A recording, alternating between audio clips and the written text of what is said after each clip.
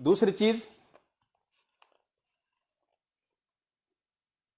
एक छोटा सा एक मुद्दा है जो दास आपके सामने रखना चाहता है। एक विषय है छोटा सा, और विषय ये है कि दास के पास में बहुत सारे भगत भाई बहनों के फेसबुक पे, व्हाट्सएप पे ये कमेंट्स आते रहते हैं कि भाई यदि किसी भगत के घर में किसी का अंतकाल हो जाए, कि किसी की डेथ हो जाए, किसी का शरीर छूट जाए, कोई मृत्यु को प्राप्त हो जाए, तो हमने किस प्रकार से उसका क्रियाक्रम करना है।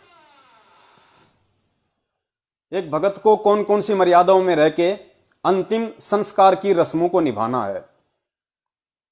तो दास ने काफी वीडियो भी इसके ऊपर बनाए हैं गुरुदेव के ज्ञान आधार से, और ज्ञान गंगा पेज नंबर 15 के ऊपर जो गुरुदेव ने लिखा है उसका भी दास ने रेफरेंस दिया है। लेकिन पुण्यात्माओं, होता क्या है, पढ़ना एक चीज अलग है और उस चीज को अपने आध्यात्मिक जीवन में एक भगत के द्वारा प्रैक्टिकल रूप में लेके आना एक दूसरी चीज है। क्योंकि जिस प्रकार सतगुरु की करनी और कथनी में कोई अंतर नहीं होता है, ठीक इसी प्रकार से सतगुरु के सच्चे सेवक की कथनी और करनी में भी अंतर नहीं होना चाहिए। यदि करनी और कथनी में अंतर हुआ तो परमेश्वर की वाणी है कि करनी तज कथनी कथै, अज्ञानी दिन रात, और कुकर जू भोकत फिरे, सुनी सुनाई बात। तो बहुत सारे भगत भाई बहन हैं जो नए नए जुड़ते हैं, ज्ञान को इतना समझ नहीं पाते हैं, या बहुत सारे जो पुराने भगत भाई बहन भी हैं जो कहते हैं कि हमें गुरुदेव ने सारनाम तक दे दिया, हम सारनाम की साधना कर रहे हैं, भक्ति कर रहे हैं।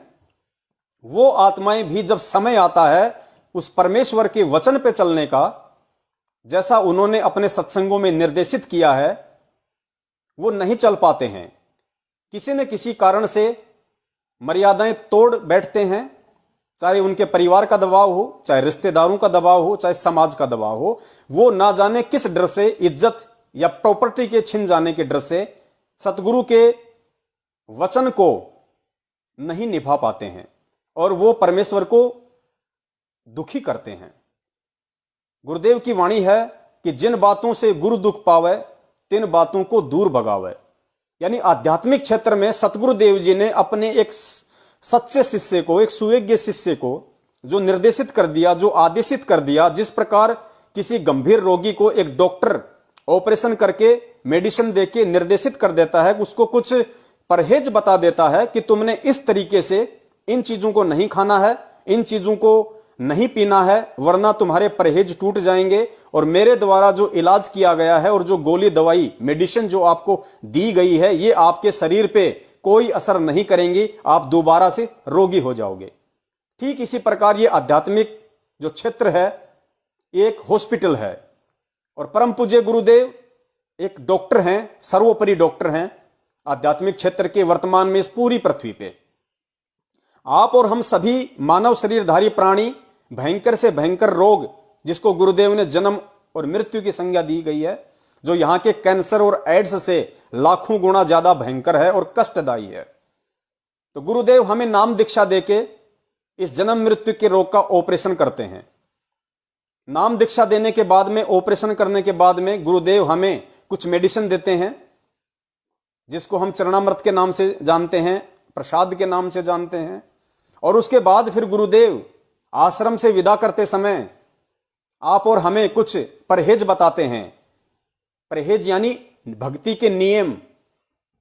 आप जब प्रथम मंत्र लेते हैं, जो 11 नियम आपको दिए जाते हैं, सतनाम के समय जो 34 नियम आपको दिए जाते हैं, वो आध्यात्मिक क्षेत्र के सबसे बड़े डॉक्टर परम पूज्य सतगुरु रामपाल जी महाराज जी के द्वारा अपने रोगी शिष्य को परहेज के रूप में दिया जाता है, लिख के दिया जाता है कि बेटा इनको बार बार पढ़ना, इनको कंठस्थ याद कर लेना, और अगर इन नियमों पे चलते हुए, इन परहेजों पे चलते हुए यदि मेरे द्वारा दी गई ये मेडिसिन भक्ति की, चरणामृत, प्रसाद, 3 समय की आरती, 5 यज्ञ, मंत्र, यदि तुम करते रहोगे तो तुम्हारा ये भयंकर रोग अवश्य समाप्त होगा।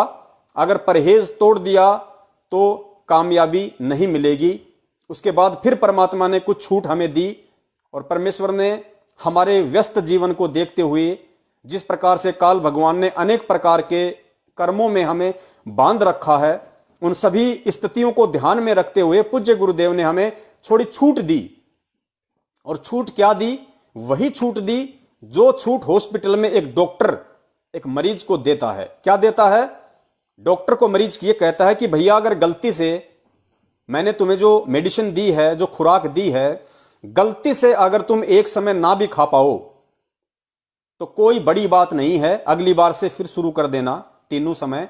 लेकिन मैंने तुम्हें जो परहेज दिए हैं, यदि इनको तुम तोड़ दोगे, मैंने तुम्हें दही खाने से मना किया, तुम्हें नींबू खाने से मना किया, अगर तुम इस खटाई को खा लोगे तो तुम जो दवाई जिसे तुम टाइम टू टाइम ले रहे हो, वो दवाई बिल्कुल असफल होगी।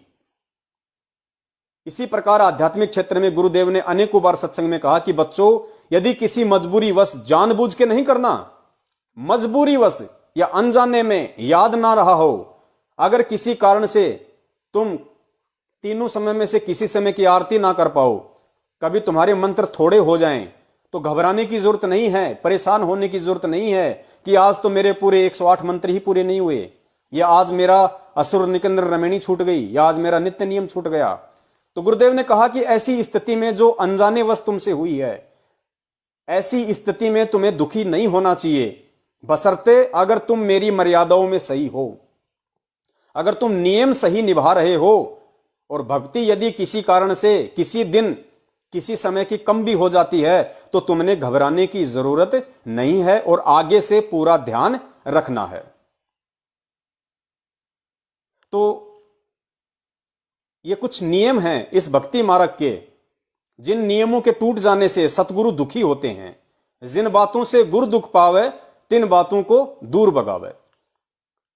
तो अंतिम संस्कार को लेकर काफी भक्तों में काफी शंकाएं रहती हैं, और पुण्यात्माओं, ये शंकाएं तब तक हैं, केवल उसी भगत को हैं, चाहे वो नया हो चाहे वो पुराना हो, जिस भगत ने इस ज्ञान को आधार बना के सतगुरु की पहचान ना करके अपना सब कुछ सतगुरु को समर्पित नहीं किया है। चाहे वो 20 साल से गुरुदेव की भक्ति कर रहा हो, जैसा कि गुरुदेव का जो कलियुगी परिवार है, आप उनकी हालत देख सकते हैं, जितने भी स्टेट कोऑर्डिनेटर हैं आप उनकी हालत देख सकते हैं। वो अभी तक अपना तन मन धन तो छोड़िए, अपना समय भी सतगुरु को समर्पित नहीं कर पाए। तो ऐसी आत्माएं ही गुरुदेव को दुखी करती हैं, उनको परेशान करती हैं। क्योंकि जब डॉक्टर किसी का इलाज कर देता है और उसके बाद यदि उस रोगी की मृत्यु हो जाती है तो समाज में उस डॉक्टर की भी बदनामी होती है। आगे से जब कोई रोगी उस गांव में हो जाए तो लोग कहेंगे यार उस डॉक्टर के पास मत लेके जाओ, वो व्यक्ति जो मर गया वो उसी डॉक्टर के पास गया था, किसी और के देखो। तो इस प्रकार ये भी काल की एक बहुत बड़ी चाल है। तो हमने काल की इन सूक्ष्म चालों को भी मौका नहीं देना, अपने गुरुदेव को हर स्थिति में सर्वोपरि रखना है, शीश पे रखना है, और काल भगवान को कोई भी ऐसा मौका नहीं देना है जिस मौके को आधार बना के वो गुरुदेव को नीचा दिखाए या गुरुदेव का मजाक बनाए, और गुरुदेव से कहे कि आपके लाख तत्व ज्ञान देने के बाद भी ये जीव मेरे ही रहे। तो अंतिम संस्कार को लेके नए पुराने काफी भक्तों की शंकाएं रहती हैं और वो गलतियां भी कर जाते हैं। इसलिए दास आपको एक एग्जाम्पल पेश करेगा खुद अपना, क्योंकि दास को अच्छे से पता है कि परमपिता परमेश्वर सतगुरु रामपाल जी महाराज जी ने अगर मुझे निमित्त बनाया है तो बहुत सोच समझकर और कुछ देखकर ही निमित्त बनाया है। तो ये मेरी भी जिम्मेदारी बनती है, ये मेरा कर्तव्य बनता है, ये मेरा फर्ज बनता है कि सतगुरुदेव जी ने इस 2 कौड़ी के जड़मती पत्थर जीव को अगर निमित्त बनाया है, इस दास को अगर इस लायक समझा है उस परमपिता परमेश्वर ने, सारी सृष्टि के रचनहार ने, यहां अगर कोई मंत्री या प्रधानमंत्री किसी के सिर पे हाथ रख दे और उसको कोई काम करने के लिए बोल दे तो वो फूला नहीं समाता है, जबकि वो प्रधानमंत्री तो कुछ ही वर्षों के लिए है, और वो अपने आप में फूला नहीं समाता है कि मुझे तो देश के प्रधानमंत्री ने इस काम के लिए नियुक्त किया है, मैं तो उसका पक्का हो गया, मैं उसका खास हूं, दुनिया को बताने से फुर्सत नहीं मिलती। और पुण्यात्माओं, यहां उस प्रधानमंत्रियों के प्रधानमंत्री, उस राजाओं के राजा, सारी दुनिया के शहंशाह, सारी सृष्टि के रचनहार, इस मानव की उत्पत्ति करता और मानव धर्म के प्रणेता, संचालन करता सतगुरु रामपाल जी महाराज जी ने निमित्त बनाया है।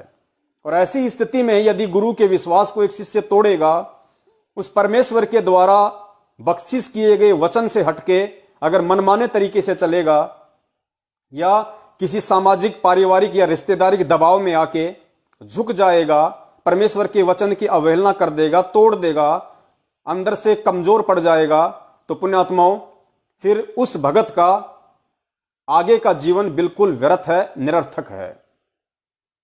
ऐसी आत्मा को फिर सतगुरु पता नहीं अनंत युग तक दोबारा मौका नहीं देता है। तो ये जो घटना है अंतिम संस्कार वाली, ये दास की एक परीक्षा भी थी, और परमेश्वर ने ये भी चेक करना था कि ये जो मेरा भगत है, जिसको मैंने उपदेश के लिए निमित्त बनाया है, साध संगति के लिए निमित्त बनाया है, ये अपने उपदेश पे जो बातें अपने भगत भाई बहनों को बताता है, उनको पालन करने के लिए कहता है कि गुरुदेव ऐसा कहते हैं, हमें ऐसा करना चाहिए, हमें ऐसा नहीं करना चाहिए, उन सभी बातों पे ये मेरा भगत कितना खरा उतरता है, क्योंकि हम सब जीव हैं, हम सब भगत हैं, और परीक्षा हम सब की होगी, और हम सब की होती है, और हर दिन होती है। यह विषय अलग है कि परमात्मा किस आत्मा की किस रूप में और किस घटना को अंजाम देके उसकी परीक्षा लेते हैं। तो घटनाएं अलग अलग हो सकती हैं हर भगत के सामने, लेकिन परीक्षा सबकी। तो अंतिम संस्कार को लेके परमपिता परमेश्वर सतगुरु रामपाल जी महाराज जी ने पिछले सप्ताह लगभग आज 11 दिन हो गए हैं, दास की छोटी सी परीक्षा ली उन्होंने। हालांकि दास परीक्षा देने में समर्थ नहीं है, क्योंकि दास तो आपको पहले ही बता चुका है कि 8वीं में सप्लीमेंट्री, फिर कप्लीमेंट्री, फिर दोबारा मेरे को 8वीं में एडमिशन लेना पड़ा, वो भी हिंदी में। तो जब मैं एक सांसारिक उस परीक्षा में पास नहीं हो चुका, उसमें सप्लीमेंट्री फिर कप्लीमेंट्री आई, और जब वो सारी सृष्टि का रचनहार वो गुरु, वो सतगुरु, वो टीचर अगर किसी की परीक्षा ले ले तो वो पास हो सकता है, ये सोचना भी महामूर्खता है। तो परमेश्वर ने चेक किया थोड़ा सा कि देखता हूं इसके अंदर क्या भाव है। मैं जिन बातों से दूर रहने के लिए कहता हूं, जिस प्रकार से भगत को मोह माया से दूर हटके आध्यात्मिक जीवन पे चलने के लिए निर्देशित करता हूं, ये मेरा भगत उस पे कितना खरा उतरा है। तो 11 दिन पहले मुझ पवन दास के सांसारिक रूप में जो मेरे शरीर के जो पिता हैं, उनकी डेथ हो गई थी, और शायद आप लोगों को मालूम भी नहीं है, ना मैंने किसी को बताया। मैं किराए के मकान में रहता हूं, साथ में मेरे पिताजी थे, मेरी माताजी हैं, भक्तमती है, मेरे भाई के 2 बच्चे हैं, और 2 बच्चे परमपिता परमेश्वर ने मुझ दास को निमित्त बना के भक्ति के लिए यहां भेजा हुआ है। और दास अपनी वही फूड वैन लगाता है, अपना जो खाने का काम है, बिरयानी वगैरह, दही बड़े वगैरह, उसका दास काम करता है। तो मेरे जो पिताजी हैं, पिछले 2 वर्षों से उनकी हालत कुछ ठीक नहीं थी। हालांकि वैसे उनको कोई रोग नहीं था शरीर का, और ये भी एक बहुत बड़ी उनके ऊपर मेहरबानी रही उस परमपिता परमेश्वर की, कि जब 2013 में दास ने गुरुदेव से दीक्षा ली, उसके बाद में दास ने गुरुदेव से प्रार्थना की थी कि हे परमपिता परमेश्वर, हे गुरुदेव, दास के पूरे परिवार पे दया करो, मालिक आपकी शरण में आ जाएं। दास ने ऐसे ही प्रार्थना कर दी थी, क्योंकि लोग कहा करते थे कि भाई पूरे परिवार के लिए प्रार्थना करोगे तो गुरुदेव दया करते हैं। तो हालांकि उस समय तक मैं इतना नहीं समझ पा रहा था। मैंने आपको पहले भी बताया है कि 2018 के बाद में सतगुरु को परमेश्वर के रूप में दास ने देखना शुरू किया है, क्योंकि ये भक्ति मार्ग झूठ का नहीं है। उससे पहले भी मेरे भाव वही थे, गुरु के ऊपर मर मिटने के लिए मेरे वही भाव थे जो आज हैं। लेकिन परमेश्वर कहते हैं कि जब ठीक का समय आता है तभी मैं जीव को किसी सेवा के लिए निमित्त बनाता हूं, और जब ठीक का समय आता है तभी परमात्मा अपनी आत्माओं का ज्ञान योग खोलते हैं। तो दास ने गुरुदेव से प्रार्थना की, परमात्मा ने दास की प्रार्थना को स्वीकार किया। अगले महीने दास अपने बच्चों को लेके गया, फिर उससे अगले महीने दास अपने पूरे परिवार को, गांव से माताजी को, पिताजी को, भाई को, भाई की पत्नी को, उसके बच्चों को सबको सतलोक आश्रम बरवाला में 2013 में लेके गया, सबको नाम दीक्षा परमेश्वर ने दी। अब बाद में सबके अपने अपने संस्कार होते हैं। दास को तो परमेश्वर ने दृढ़ता दे दी, क्योंकि दास जयपुर में रहा करता था अकेला अपने बच्चों के साथ में, माता पिता सब गांव में थे भाई, तो बच्चे भी उसी दृढ़ता के साथ में भक्ति पे लग गए। लेकिन गांव गांव होता है, आड़ोसी पाड़ोसी होते हैं, रिश्तेदार होते हैं, गांव में बहुत सारे रीति रिवाज होते हैं। हालांकि एक दृढ़ भगत के लिए जिसको ज्ञान हो जाए वो हर बाधा को पार कर जाएगा, उसके लिए कोई ना गांव रुकावट बनती है, ना शहर रुकावट बनता है, ना समाज और रिश्तेदार रुकावट बनते हैं। लेकिन फिर भी गांव का माहौल ऐसा ही होता है, तो उनको टिकने नहीं दिया भक्ति पे। और मेरे जो पिताजी और भाई हैं, उनकी एक बहुत ही बुरी आदत थी उनकी शराब पीने की। तो वो 10-15 दिन तो वो सही ठीक ठाक रहे, आरती वगैरह की उन्होंने, उसके बाद में फिर उन्होंने शराब वगैरह पीना शुरू कर दिया। दास को पता चला, दास गांव गया, फिर उनको समझाया। दास फिर अपने पिताजी को नाम दीक्षा दोबारा से लाया, दिलवा के, अपने भाई को दिलवा के लाया। 2 बार अपने पिताजी को मैंने नाम दीक्षा दिलवाई, जबरदस्ती में लेके गया। लेकिन फिर भी वो भक्ति पे नहीं टिके, और गांव में रहने के चलते दारू पीने की उनकी बचपन से उनकी आदत थी। भाई भी मुझसे छोटा है, लेकिन वो एक नंबर का वो ड्रिंकर। आप उसका संस्कार अपना क्या क्या बोल सकते हैं, समझा सकते हैं। नहीं माने तो भक्ति से धीरे धीरे वो दूर हो गए, और उनके पीछे जो अन्य मेंबर थे, जो उनकी पत्नी थी, बच्चे थे, फिर वो भी कहां रहने वाले थे। कुछ समय बाद में मालिक की आत्मा थी मेरे पिताजी, तो ज्यादा शराब पीने से मेरे पिताजी को दिखना धीरे धीरे बंद हो गया। घुटनों में भी उनके प्रॉब्लम हो गई, ज्यादा नहीं चला जाता। तो गांव से फोन आया माताजी का, तो मैंने माताजी को कहा कि भाई यहां ले आओ, और तो क्या कर सकते हैं, अब माता पिता हैं, सेवा तो करनी है। हालांकि सेवा तो मैं नहीं करता, मैं एक नंबर का नालायक और निकम्मा आदमी था अपने जीवन में। ये तो गुरुदेव ने दास पे पहले दया की, अपनी शरण में लिया, ये ज्ञान मुझे समझा दिया जो आज मुझे मालूम पड़ रहा है। वरना अगर मुझे गुरुदेव ने अपनी शरण में नहीं लिया होता, और जिन कर्मों में मैं जयपुर में मैं रत था सन 2013 से पहले, आध्यात्मिक क्षेत्र में आने से पहले, उन कुकर्मों को देखते हुए यदि आज मैं गुरुदेव की शरण में नहीं होता, और मेरे पिताजी को यदि परमेश्वर ने नाम नहीं दिया होता, अपना भगत नहीं बनाया होता, तो मैं आज कहां होता मैं कल्पना भी नहीं कर सकता। शायद किसी जेल में होता या कहीं फांसी पे लटक गया होता। और आध्यात्मिकता से दूर होने के कारण, जिस प्रकार भाई भी शराब पीता था, बाप भी शराब पीता था, और पिताजी का इन पिछले 2 वर्षों में जो जीवन रहा है, बिल्कुल उनको दिखाई नहीं देना, सुनाई नहीं देना। 2 साल से वो एक खाट में रहे, और ये परमेश्वर की दया है, ये सद्बुद्धि है परमात्मा की। आज के समय में सास ससुर की कौन इतनी देखभाल करता है, लेकिन भक्तमती ने अपने बाप से बढ़ के उनकी सेवा की। 2 साल तक मायने रखता है। लैट्रिन भी अपने हाथ से साफ करना, खाना खिलाना, नहलाना, विदाउट किसी गाली गलौज के, विदाउट किसी परेशानी के। हालांकि माताजी थोड़ा बहुत उन्हें धमका दिया करती थी, क्योंकि उनका फर्ज भी बनता है। फर्ज क्या, उनका मतलब भाई उनका अधिकार बनता है। तो हम उनको कुछ नहीं कहा करते थे, हम यही कहते थे कि भाई ज्यादा कुछ मत कहो, ये इनके अपने संस्कार हैं, अपना काम इनकी सेवा करने का है। सेवा में किसी प्रकार की कोई त्रुटि अपने मत छोड़ो, क्या पता कल को किसी कारण से अपन भक्ति छोड़ दें और अपनी भी काल यही दुर्दशा कर दे, तो बुढ़ापे में फिर अपन भी तो किसी के ऊपर मोहताज होंगे। और जैसा व्यवहार आज आप और हम अपने सास ससुर या माता पिता के साथ में करेंगे, कल को सेम टू सेम, मैं तो कहता हूं उससे भी बुरा व्यवहार फिर उस आत्मा के साथ होगा। तो परमेश्वर ने जो दूरदृष्टि दी है हम सबको ये ज्ञान देके, उस आधार से मैंने सबसे ये निवेदन किया, और सभी लोग अपनी सेवा में खरे उतरे। हालांकि इन 2 वर्षों में दास ने मुश्किल से 2 या 4 दिन ही पिताजी की सेवा की होगी, क्योंकि सब कुछ बच्चों ने ही संभाला, माताजी ने संभाला। तो 2 साल तक पिताजी बिल्कुल अंधे, बिल्कुल बहरे, बाकी कोई रोग नहीं। ये सौभाग्य उस परमपिता परमेश्वर की भक्ति का। उन्होंने एक जुखाम की टैबलेट भी 2 साल में नहीं खाई, जबकि जो व्यक्ति इस बचपन से शराब पी रहा हो, और जिसको शराब के चलते जिसके नसें ब्लॉक हो गई हो, दिखना सुनना, और जिसका खाट से उठना तक बंद हो गया हो, उस व्यक्ति ने कभी बलगम भी नहीं किया, उस व्यक्ति ने कभी जुखाम बुखार खांसी की टैबलेट नहीं ली। यह उस परमपिता परमेश्वर जी की पावर का नतीजा है। और ऐसी स्थिति तो होनी थी मेरे पिताजी की, क्योंकि यह उनके भाग्य में था, उनके संस्कार में था।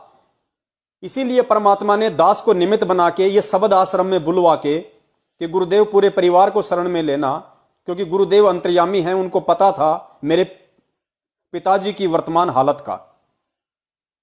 तो वो उनकी किसी जन्म की अच्छी आत्मा रही होगी, इसीलिए वो मुझदास के सांसारिक बाप के रूप में यहां आए और परमेश्वर ने हमें उनकी सेवा का मौका दिया। तो मेरे पिताजी के भाग्य में यह सब था। इससे भी भयंकर दुर्गति उनकी होनी थी यदि मैं परमेश्वर की शरण में ना होता।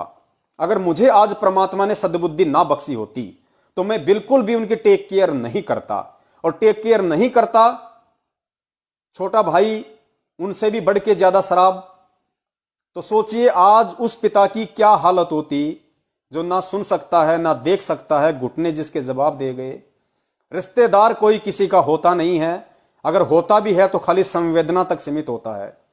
जो दर्द आपको होगा, अपनों को होगा, दूसरों को नहीं हो सकता, क्योंकि उंगली मेरी कटेगी, दर्द मुझे होगा। दूसरा यह जरूर कहेगा अरे अरे ठीक नहीं हो, अच्छा नहीं हुआ भाई, दर्द हो रहा है, हाँ जी दर्द हो रहा है, अरे अरे कुछ पट्टी वगैरह करवाओ। वो संवेदना व्यक्त कर सकता है एक मानव होने के नाते। तो आज मेरे पिताजी की वो दुर्दशा होनी थी, वो दुर्गति होनी थी, जो शायद आप समझ गए होंगे, इससे ज्यादा मैं क्या कहूं। लेकिन देखिए, गुरुदेव कहते हैं ना कि एक बार मेरी जो शरण में आ गया और जिसने कुछ दिन भी मेरी भक्ति अगर सही तरीके से कर ली, मर्यादा में रह के, तो अगला जन्म तो उसको मानव का मिलेगा ही मिलेगा।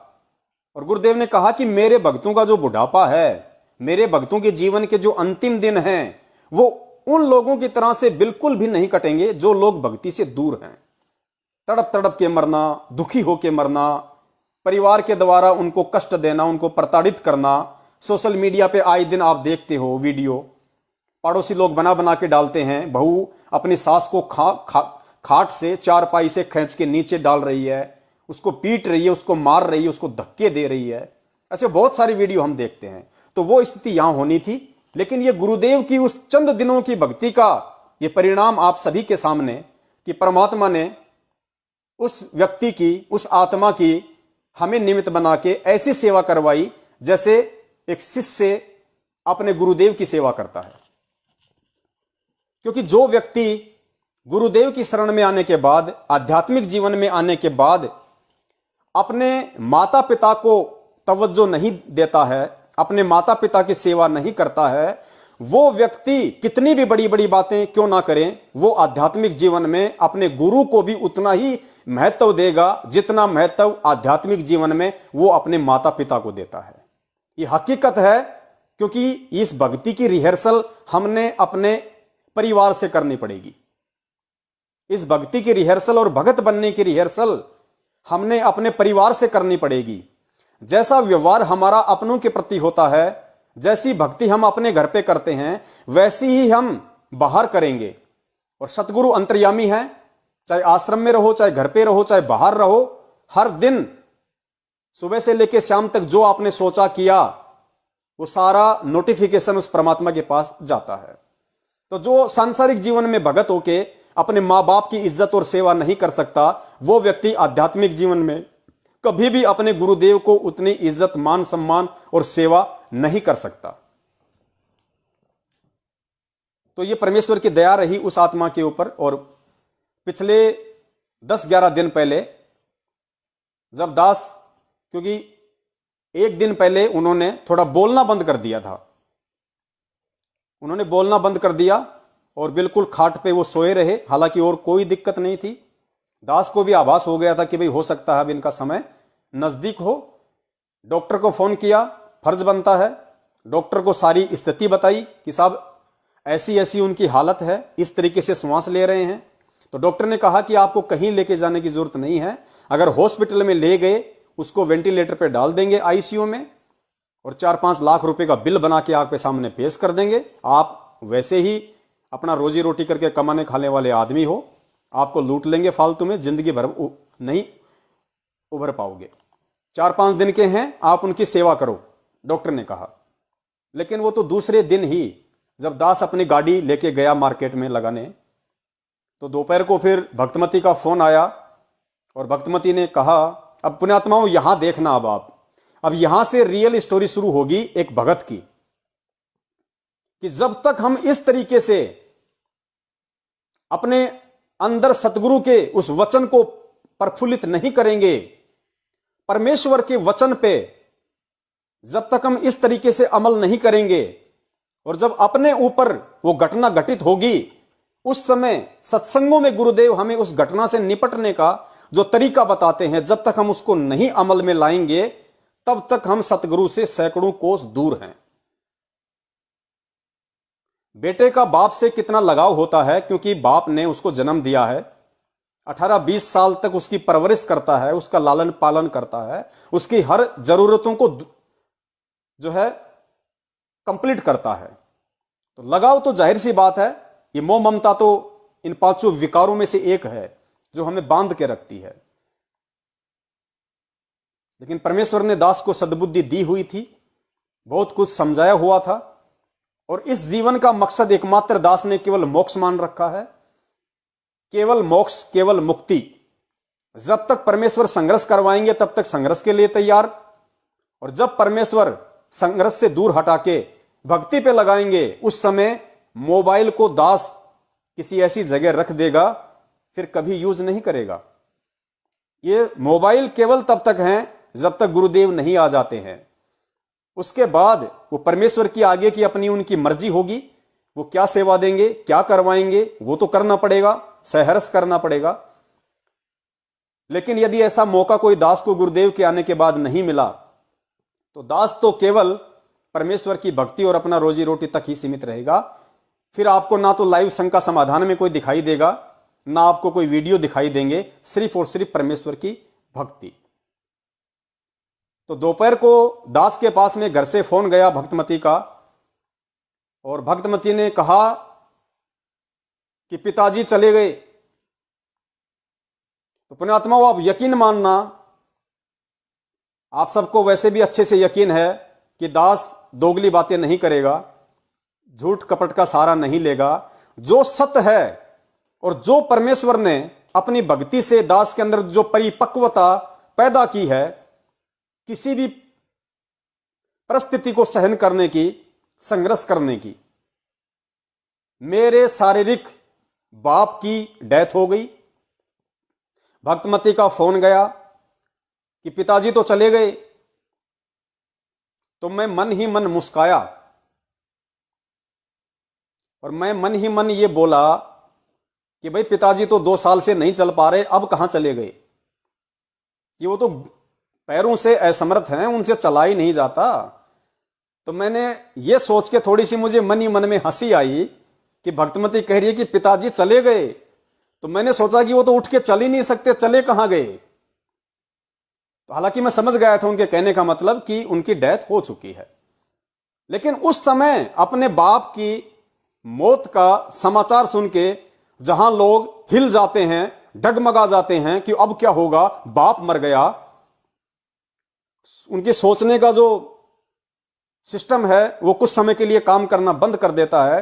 हड़बड़ी में आ जाते हैं, क्या करूं क्या ना करूं, रिश्तेदारों को फोन करने लग जाते हैं, भाई ये व्यवस्था करो वो व्यवस्था करो, रोने भी लग जाते हैं, मायूस हो जाते हैं। उस स्थिति का दास वर्णन कर रहा है, और ये उन भक्तों के लिए एक एग्जाम्पल है जो मुझदास से बहुत समय पहले इस परमेश्वर से जुड़े हुए हैं। और मुझदास के बाद में 2014 के बाद में, और पुण्यात्माओं एक चीज नोट कर लेना, 2014 के बाद जो आत्माएं गुरुदेव से जुड़ रही हैं किसी भी रूप में, वो आत्माएं 2014 से पहले जो लोग जुड़े हुए हैं गुरुदेव से हमारे जैसे, उनसे भी कई गुना मजबूत आत्माएं हैं। आप लोगों के संस्कार जो 2014 के बाद जुड़े हैं, आप लोगों के भक्ति संस्कार पहले वालों से कहीं ज्यादा मजबूत हैं। आप सिर्फ अपने आप को पहचान नहीं पा रहे, आप सिर्फ ज्ञान को आधार नहीं बना पा रहे, वरना आपके मजबूत भक्ति संस्कार बहुत जबरदस्त हैं। अरे हमने तो गुरु से जाके दीक्षा ली, गुरु को देखा, उनका आशीर्वाद लिया, उनके सत्संग सुने, आप लोगों ने ना गुरु को देखा, ना उनके मुख कमल से सत्संग सुने, ना उनसे आशीर्वाद लिया, और आप लोगों ने यह सुनने के बाद भी कि वे जेल में हैं, खाली उस ज्ञान को आधार बना के आपने नाम लिया। आप बहुत जबरदस्त भक्ति संस्कारी आत्माएं हैं, लेकिन आप अपने आप को समझ नहीं पा रहे और गलती से काल एजेंट सतलोक आश्रम मैनेजमेंट हरियाणा की भेंट चढ़े हुए हैं। तो दास के पास जब फोन गया तो दास को जब भगतमती ने कहा तो कोई रिएक्शन दास के अंदर नहीं हुआ, 1% भी, 1% भी। और दास ने कहा कि कोई बात नहीं, वो तो हो गया सो हो गया, वो तो होना ही था। तो बोला अब क्या करें? मैंने कहा करना क्या है, अभी आधा 1 घंटा रुको, देखते हैं, शाम तक उनका अंतिम संस्कार होगा। तो एक भगत भाई दास के संपर्क में हैं, मैंने उनको फोन किया तो उन्होंने कहा कि भाई शाम के 3-4 बज रहे हैं, चलो जाके उनका अंतिम संस्कार करते हैं, क्रियाक्रम करते हैं। तो देखो परमेश्वर ने जो दास को बुद्धि दी हुई थी, दास का थोड़ा सा बिरयानी बची हुई थी, चावल अभी बिकना बाकी थे। तो दास ने कहा कि भगत जी घंटे भर और रुक जाओ और ये चावल निकल जाते हैं, उसके बाद में कर देंगे, अपने को करना क्या है, मिट्टी है, मिट्टी में मिल गई, जो आत्मा है वो चली गई, परमेश्वर के हवाले है, क्योंकि परमेश्वर की शरण में थी। अब उस मालिक ने देखना है उसके साथ क्या करना है क्या नहीं करना। अपने को कोई बैंड बाजा तो बजाना नहीं, दुनिया को इकट्ठा करना नहीं, ताम झाम को जोड़ने नहीं। तो मैंने कहा कि भाई घंटे भर में मेरा ये चावल बिक जाए, वरना ये चावल 1000-1500 का बर्बाद होगा। पुण्यात्मा ये शब्द ध्यान रखना, आप ऐसी परिस्थिति में भी इस तरीके से सोचना, यही परमेश्वर के वचन की असली पालना है, यही एक सच्चे भगत की पहचान होती है। जिन बातों से गुरु दुख पावे, तिन बातों को दूर भगावे। जाने वाला चला गया, वो 1500 का नुकसान क्यों किया जाए। मैं 1 घंटे वहां रहा और कुछ चावल मेरा वहां पे निकला, कुछ और सामान था थोड़ा सा। तो उस सामान के लिए मैंने भक्तमती को कहा कि जो छोटे वाला बच्चा है उसको भेज दो गाड़ी पे, वो यहां रह के सामान बेच देगा और दास जाके उनका जो भी उनका जो क्रियाक्रम है उसकी अपनी व्यवस्था करेगा। तो भक्तमती ने कहा कि चलो कोई बात नहीं, ले आओ आप घर पे गाड़ी। मैंने कहा क्यों ले आए गाड़ी घर पे, दिक्कत क्या है? छोटे वाले बच्चे का दाह संस्कार में कोई काम नहीं है, वो कभी कभार गाड़ी पे आ जाता है, बेच लेता है। तो मैंने कहा क्यों फालतू में सब कुछ बर्बाद किया जाए। मैंने कहा बच्चे को भेजो। उन्होंने बच्चे को बाइक लेके भेज दिया गाड़ी पे, बच्चा अपना चावल बेच रहा है। मैं और वो दूसरा जो भगत था, हम दोनों मार्केट में आए, घर पे नहीं गए। अब अनजान जगह है और जिस जगह मैं रहता हूं, अगर वहां के शमशान घाट पे अगर मैं उनको जाके मैं उनको जलाऊं, कोई ऑब्जेक्शन भी कर सकता है, किस तरीके से लेके जाएं। तो पास में ही कोई घाट है, नदी बहती है, तो वहां पे एक शमशान घाट बना हुआ है। तो मैंने कहा भगत जी कोई ऐसी जगह है जहां पे अपन जाके इनका अंतिम संस्कार कर दें, जैसे आजकल हॉस्पिटल में भी होते हैं दाह संस्कार घर है। तो उन्होंने कहा कि पास में जो नदी है वहां पे घाट है, अपन वहां पे कर देते हैं। बोला ठीक है। अपने आत्माओं ध्यान देना, मेरे पड़ोसियों तक को खबर नहीं कि मेरे पिताजी की डेथ हो गई, जबकि 2 दिन पहले मेरे पड़ोस में एक डॉक्टर रहता है, वो डॉक्टर उनको चेक करके गया था और डॉक्टर ने भी कहा था कि 3-4 दिन के मेहमान हैं, आप इनकी सेवा करो, कहीं मत ले जाओ। मेरे सामने पड़ोसी हैं, मेरे लेफ्ट में मेरे पड़ोसी हैं, मेरे राइट में मेरे हैं पड़ोसी। तो मैंने उस भगत ने क्या किया, हम मार्केट में गए, हमने एक टेम्पो वाले से बात की। हालांकि वहां जाने के 600 रुपये लगते हैं, लेकिन उसने 1600 रुपये मांगे। मैंने कहा भाई चलो कोई बात नहीं, अर्जेंट है। 1600 रुपये उसको दिए। वो पिकअप गाड़ी हम लेके दोनों अपने घर पे आए। गाड़ी लेके आए, घर पे आए तो घर पे माताजी थी, भक्तमती थी, बच्चे थे। अब देखो कोई नहीं रो रहा। ये परमेश्वर के सत्संगों का असर है, ये परमेश्वर के ज्ञान का असर है। माताजी भी थोड़ी सी मायूस जरूर थी, लेकिन रोना धोना बिल्कुल नहीं, कुछ भी नहीं। क्योंकि पुण्यात्माओं, जो ज्ञान आप और हमको परमेश्वर ने समझने की जो दया बख्शी है, वो माता पिता पे नहीं है। लेकिन फिर भी ये परमेश्वर की वाणियों का असर है, ये परमेश्वर की पावर का असर है। कि माताजी हल्की सी उदास थी, लेकिन रोना धोना बिल्कुल नहीं। घर पे आया, अब आम हो जब तो माँ बेटे के लिपट जाए, बेटा माँ के लिपट जाए, हाय मेरा बाप मर गया, ये हो गया वो हो गया, बच्चे रोने लग जाते हैं माँ बाप को देख के। तो कुछ नहीं, घर पे आए, पिताजी को दंडवत प्रणाम किया, जो सबसे बड़े जो पिताजी हैं हमारे गुरुदेव, उनको दंडवत प्रणाम किया। पिताजी को खाट पे लेटा रखा था, तो बाहर हमने गाड़ी खड़ी कर दी। गाड़ी वाला बोला भाई कोई कोरोना का तो पेशेंट नहीं है। हमने कहा भैया 2 साल से घर से बाहर नहीं निकला, कहाँ कोरोना का पेशेंट। बोला ठीक है। तो खाट थी, भक्तमंत ने कहा कि खाट को ले जाओ।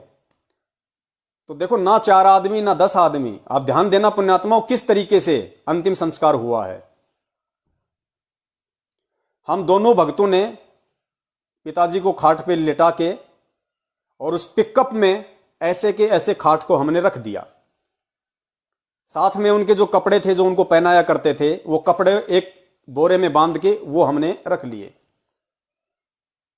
मैं बैठ गया, मेरे साथ वाले भगत जी बैठ गए, और एक मेरा जो बड़ा लड़का है वो बैठ गया।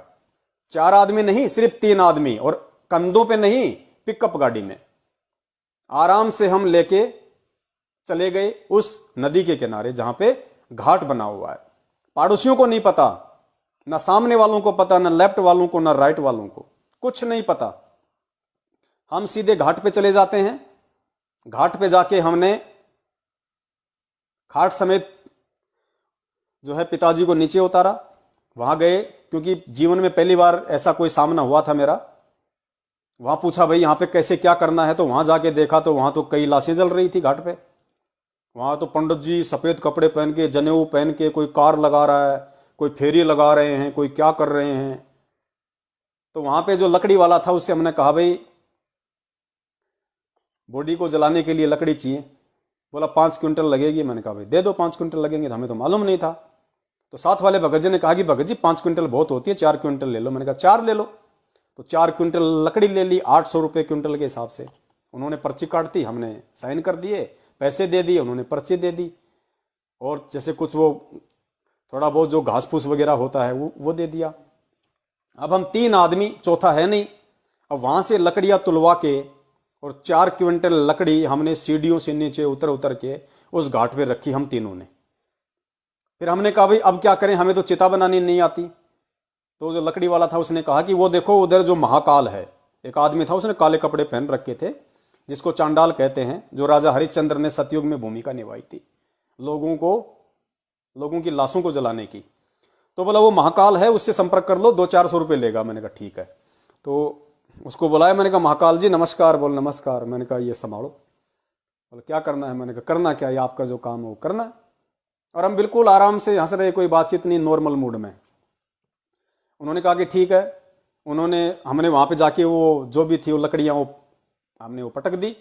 लकड़ियां पटकने के बाद में उन्होंने अपनी चिता बनानी शुरू कर दी। हमने वहां पिताजी को उठा के चिता पे लिटा दिया। और वो जो महाकाल थे जो वहां पे चिता बनाते हैं, वो घास फूस चारों तरफ अग्नि लगाने के लिए तैयार करने लगे। हम तब तक थोड़ा सा सीढ़ियों पे आके बैठ गए तीनों, और हमने परमपिता परमेश्वर जी की संध्या आरती लगा ली।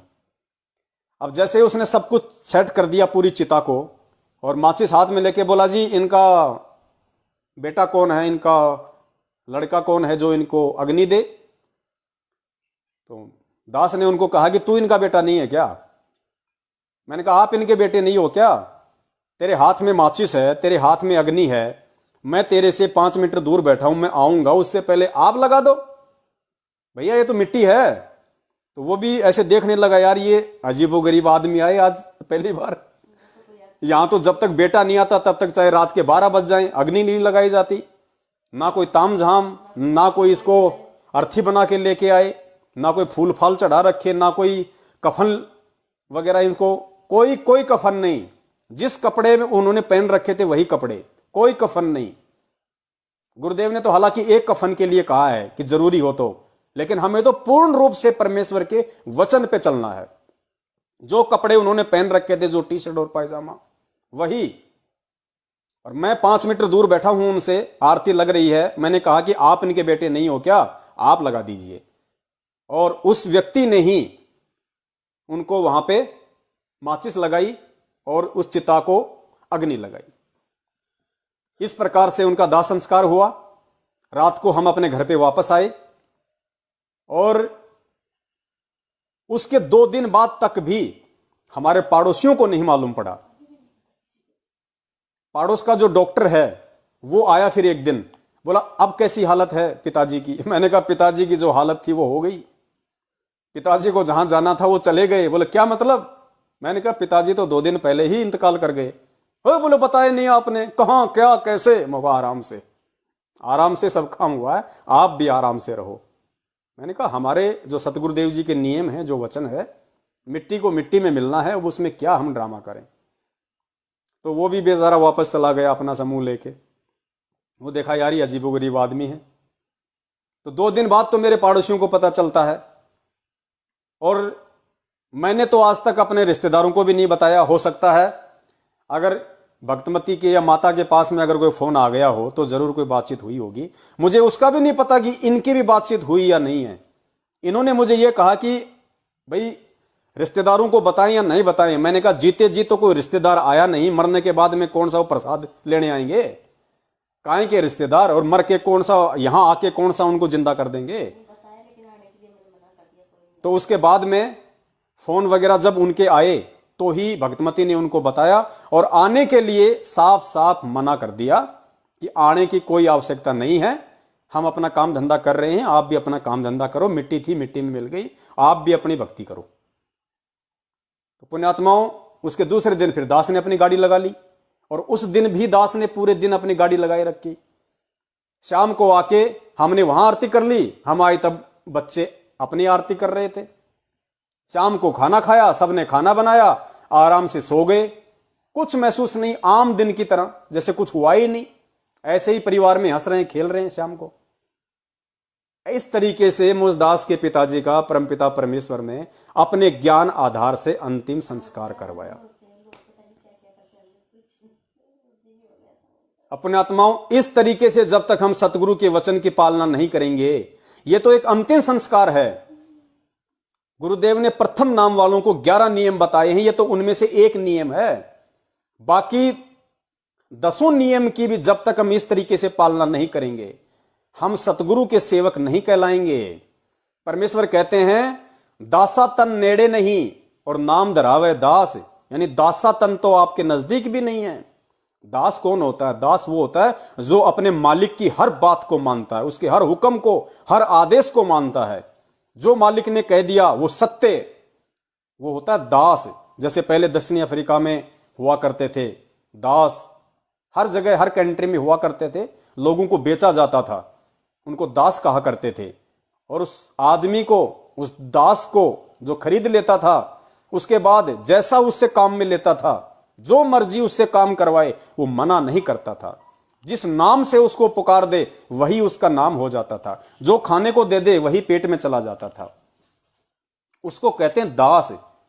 तो परमेश्वर अपनी वाणी में कहते हैं कि दासा तन नेड़े नहीं, नेड़े यानी नजदीक, दासा तन नेड़े नहीं और नाम धरावे दास। और पानी के पिए बिना भाई कैसे बुझेगी प्यास? जब तक इंसान पानी नहीं पिएगा तब तक उसकी प्यास कैसे बुझेगी? तो जब तक दास वाले भाव, दास वाले विचार हम अपने अंदर नहीं लाएंगे, परमेश्वर के वचन को अपने अंदर धारण नहीं करेंगे, क्योंकि हम परमेश्वर के दास हैं, उसके गुलाम हैं, तब तक हम दास नहीं हैं। भले हम अपने नाम के आगे पवन दास लगाएं, लेकिन दास हम उसी दिन कहलाएंगे परमेश्वर के, जब हम परमेश्वर के प्रत्येक वचन की दृढ़ता के साथ में आजीवन पालना करेंगे, तभी हम दास कहलाएंगे।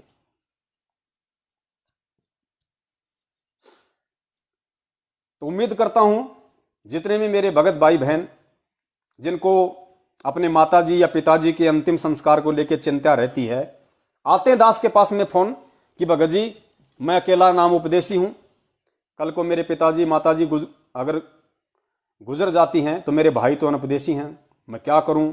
मुझे तो उनको पैसा देना पड़ेगा, उनके साथ में मिलकर क्रियाकर्म करना पड़ेगा, वो जो मृत्यु भोज करेंगे उसमें हिस्सा देना पड़ेगा। तो भाई ये आपके ज्ञान आधार के ऊपर है। परमेश्वर के इस भक्ति मार्ग में अब आपको जीवित मरना पड़ेगा मां बाप से पहले।